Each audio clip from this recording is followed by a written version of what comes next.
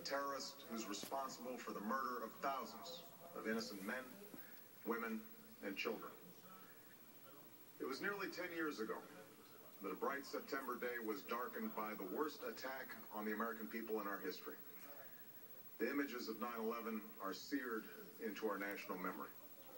Hijacked planes cutting through a cloudless September sky, the Twin Towers collapsing to the ground, black smoke billowing up from the Pentagon, the wreckage of Flight 93 in Shanksville, Pennsylvania, where the actions of heroic citizens saved even more heartbreak and destruction. And yet we know that the worst images are those that were unseen to the world. The empty seat at the dinner table, children who were forced to grow up without their mother or their father, parents who would never know the feeling of their child's embrace. Nearly 3,000 citizens taken from us, leaving a gaping hole in our hearts. On September 11th, 2001, in our time of grief, the American people came together. We offered our neighbors a hand, and we offered the wounded our blood. We reaffirmed our ties to each other and our love of community and country. On that day, no matter where we came from, what God we prayed to, or what race or ethnicity we were united as one American family.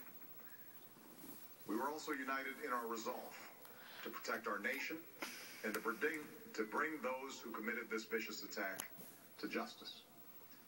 We quickly learned that the 9/11 attacks were carried out by Al-Qaeda, an organization headed by Osama bin Laden, which had openly declared war on the United States and was committed to killing innocents in our country and around the globe.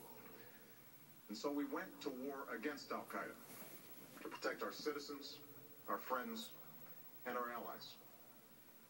Over the last 10 years, thanks to the tireless and heroic work of our military and our counterterrorism professionals, we've made great strides in that effort. We've disrupted terrorist attacks and strengthened our homeland defense. In Afghanistan, we removed the Taliban government, which had given bin Laden and Al-Qaeda safe haven and support. And around the globe, we worked with our friends and allies to capture or kill scores of Al-Qaeda terrorists, including several who were a part of the 9/11 plot. Yet, Osama bin Laden avoided capture and escaped across the Afghan border into Pakistan. Meanwhile, Al-Qaeda continued to operate from along that border and operate through its affiliates across the world. And so shortly after taking office, I directed Leon Panetta, the director of the CIA, to make the killing or capture of bin Laden the top priority of our war against Al-Qaeda, even as we continued our broader efforts to disrupt, dismantle, and defeat his network. Then, last August, after years of painstaking work by our intelligence community, I was briefed on a possible lead to bin Laden. It was far from certain, and it took many months to run this thread to ground. I met repeatedly with my national security team as we developed more information about the possibility that we had located bin Laden hiding within a compound deep inside Pakistan. And finally, last week, I determined that we had enough intelligence to take action and authorized an operation to get Osama bin Laden and bring him to justice. Today, at my direction, the United States launched a targeted operation against that compound in Abbottabad, Pakistan. A small team of Americans carried out the operation with extraordinary courage and capability. No Americans were harmed. They took care to avoid civilian casualties. After a firefight, they killed Osama bin Laden and took custody of his body. For over 2 decades, bin Laden has been Al-Qaeda's leader and symbol, and has continued to plot attacks against our country and our friends and allies. The death of bin Laden marks the most significant achievement to date in our nation's effort to defeat Al-Qaeda. Yet his death does not mark the end of our effort. There's no doubt that Al-Qaeda will continue to pursue attacks against us. We must, and we will, remain vigilant at home and abroad. As we do, we must also reaffirm that the United States is not and never will be at war with Islam. I've made clear, just as President Bush did shortly after 9/11, that our war is not against Islam, because bin Laden was not a Muslim leader. He was a mass murderer of Muslims. Indeed, al-Qaeda has slaughtered scores of Muslims in many countries, including our own. So his demise should be welcomed by all who believe in peace and human dignity. Over the years, I've repeatedly made clear that we would take action within Pakistan if we knew where bin Laden was. That is what we've done. But it's important to note that our counterterrorism cooperation with Pakistan helped lead us to bin Laden and the compound where he was hiding. Indeed, bin Laden had declared war against Pakistan as well and ordered attacks against the Pakistani people.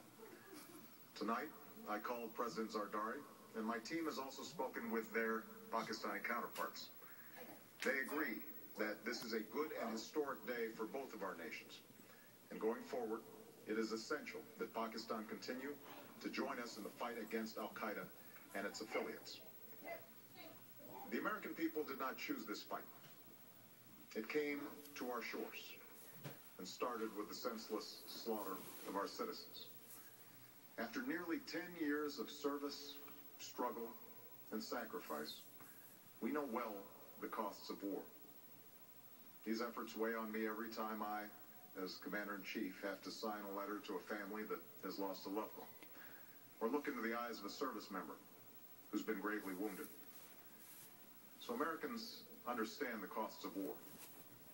Yet, as a country, we will never tolerate our security being threatened, nor stand idly by when our people have been killed. We will be relentless in defense of our citizens and our friends and allies. We will be true to the values that make us who we are. And on nights like this one, we can say to those families who have lost loved ones to al-Qaeda's terror, justice has been done. Tonight, we give thanks to the countless intelligence and counterterrorism professionals who've worked tirelessly to achieve this outcome. The American people do not see their work, nor know their names.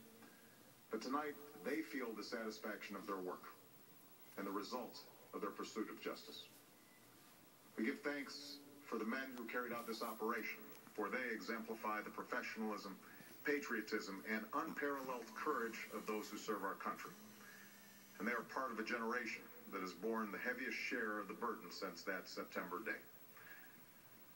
Finally, let me say to the families who lost loved ones on 9/11 that we have never forgotten your loss, nor wavered in our commitment to see that we do whatever it takes to prevent another attack on our shores. And tonight, let us think back to the sense of unity that prevailed on 9/11. I know that it has at times frayed. Yet today's achievement is a testament to the greatness of our country and the determination of the American people. The cause of securing our country is not complete, but tonight we are once again reminded that America can do whatever we set our mind to. That is the story of our history. Whether it's the pursuit of prosperity for our people or the struggle for equality for all our citizens, our commitment to stand up for our values abroad, and our sacrifices to make the world a safer place.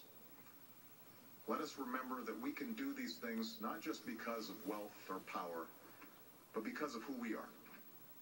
One nation, under God, indivisible, with liberty and justice for all. Thank you. May God bless you.